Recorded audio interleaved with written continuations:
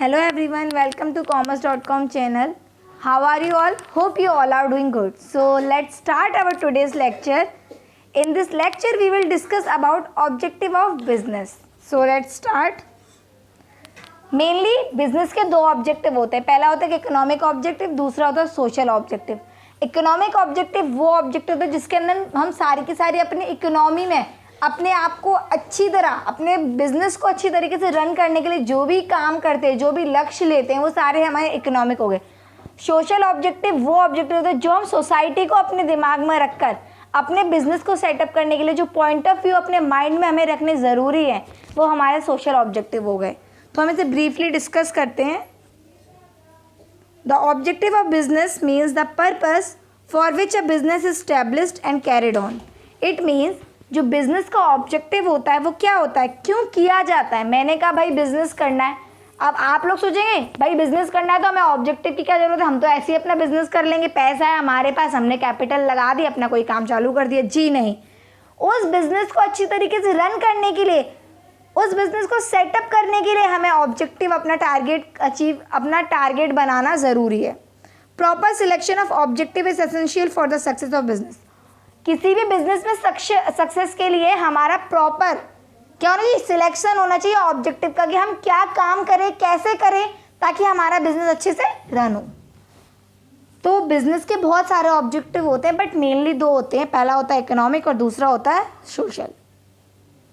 सो economic objective जो होते हैं उसके पहला पार्ट होता है earning profit. Okay, profit earn करना. दूसरा मार्केट स्टैंडिंग, मार्केट में अपने आप को स्टैंड करना. इनोवेशन, न्यू आइडिया और टेक्निक्स का यूज़ करना. ऑप्टिमम यूटिलाइजेशन ऑफ रिसोर्सेज, जो भी हमारे रिसोर्सेज है उसका फुली यूटिलाइज करना. इट मीन्स जो भी हमारे पास अवेलेबिलिटी है उसको प्रॉपर तरीके से यूज़ करके अपना प्रोडक्शन अच्छी तरीके से आगे मार्केट में इंक्रीज़ करना.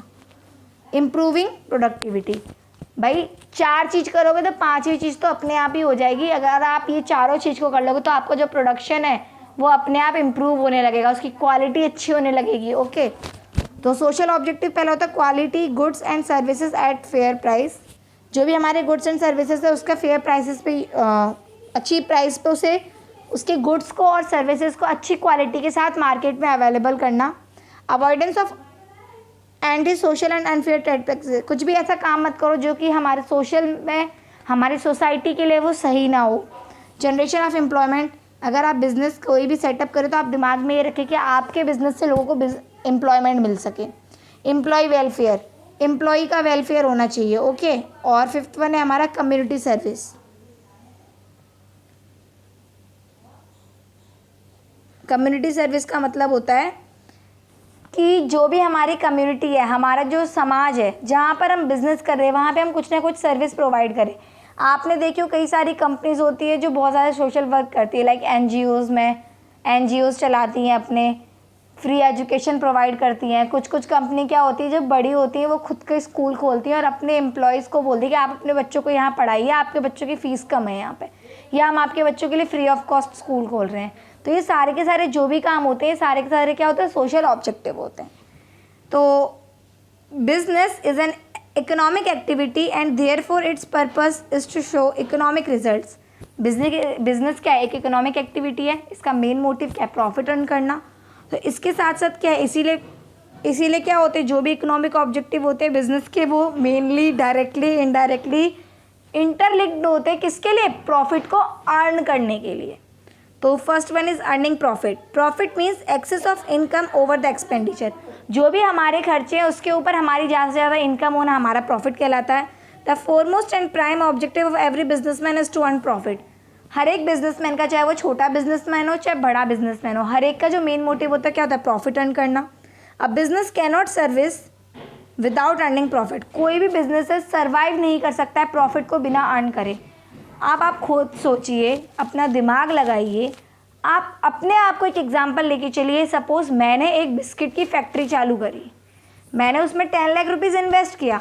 अब अगर मुझे 10 लाख का फ़ायदा, 10 लाख रिटर्न में नहीं मिला, या 10 के बदले 12 लाख नहीं मिला, तो क्या मैं उस बिज़नेस को रन करूँगी? जी नहीं, क्योंकि मैं क्या लॉस में जाऊँगी. और कोई भी बिजनेसमैन बिज़नेस स्टार्ट करने के लिए अपने आप को लॉस में नहीं जाने देता. हर बिजनेसमैन यही सोच के करता है कि हमें इस चीज़ से प्रॉफिट होगा. Not only for survival but it is also required for growth and expansion of business. सिर्फ सर्वाइव करने के लिए, सिर्फ इकोनॉमी के अंदर, अपने मार्केट के अंदर खुद के बिजनेस को सर्वाइव करने के लिए ज़रूरी नहीं कि आपको अर्निंग प्रॉफिट अर्न करना है, बल्कि आपको अपने बिजनेस को बढ़ाने के लिए, चारों तरफ इंक्रीज करने के लिए प्रॉफिट अर्न करना ज़रूरी है। आप सबसे अच्छा एग्जांपल ले लीजिए, आप पंछी पेठा स्टोर आपने सुना है, ओके। पहले पंछी पेठा स्टोर की 1-2 शॉप होती थी, धीरे धीरे उसका बिजनेस बढ़ा, अब उसकी बिजनेस एक्सपेंशन हो गया, इट मीन्स चारों तरफ बढ़ गया, उसकी कई सारी ब्रांचेस हो गई, जगह जगह पे पंछी पेठा स्टोर की शॉप खुलने लगी, लोग वहाँ इसकी फ्रेंचाइजी खरीदने लगे। तो ये क्या हुआ, उसने प्रॉफिट अर्न किया, फिर उसके बाद उसने अपने बिजनेस को एक्सपेंशन करा, इट मीन्स एक्सपेंड कर दिया। Market standing creation of customers. Business can survive for a longer period only if is able to capture a big share in the market and his market standing। कोई भी market में business तब survive या तब stand कर सकता है जब क्या उसका अच्छे से अच्छा प्रॉफिट अर्न हो और मार्केट के अंदर बिग शेयर होना चाहिए। It is possible only when business provides goods and services to satisfy the needs and wants of customers. ये कब ज़रूरी है, कब पॉसिबल होता है, जब क्या हो, जो बिजनेसमैन जो भी बिजनेस प्रोवाइड कर रहा है, किसके, कस्टमर की, कस्टमर को क्या करे, सेटिस्फाई करे। इट मीन्स कस्टमर संतुष्ट होना चाहिए इसके प्रोडक्शन से, तभी तो वो मार्केट में स्टैंड कर पाएगा। इनडायरेक्टली सभी के सभी कस्टमर से जुड़े होते हैं, कोई डायरेक्टली और कोई indirectly. Therefore creation and satisfaction of customers is an important objective of business. It means satisfaction, customer का सेटिस्फैक्शन इंपॉर्टेंट एस्पेक्ट है बिजनेस को अपने को एक्सपेंड करने के लिए। Third one is innovation. Innovation means making new products or adding new features of old products for making it more useful. It means कोई भी आप प्रोडक्ट ले लीजिए, फॉर एग्जाम्पल आप कॉलगेट ले लीजिए, क्लोजअप ले लीजिए। क्लोजअप में पहले क्या होता था, पहले नॉर्मल आता था, फिर क्या हुआ, क्लोजअप में उसने ऐड करा new Closeup max fresh jail.